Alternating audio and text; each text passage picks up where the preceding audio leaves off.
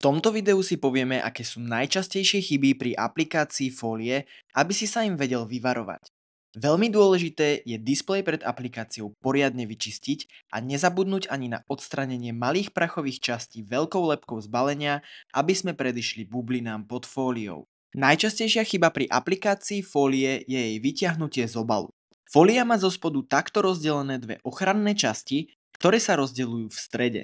Preto je veľmi dôležité, aby sme pri aplikácii fóliu vyťahovali za stred.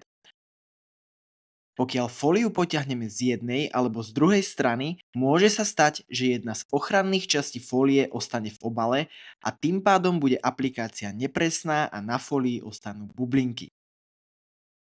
Stred fólie ostáva mierne lepivý, aby sa fólia pekne uchytila na displeji pri aplikácii. Pokiaľ sa ti fóliu nepodarí vycentrovať na prvýkrát, nemaj obavy.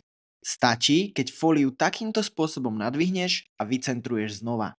Keď si s vycentrovaním fólie spokojný, jemne prejdi po strede, aby sa fólia poriadne uchytila a nezošmykla sa pri aplikácii po displeji.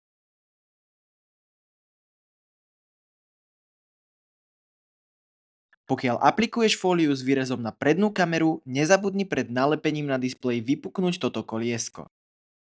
Pred odstránením poslednej vrstvy z fólie ešte vytlač všetky prípadné bublinky a až potom ju dávaj dole.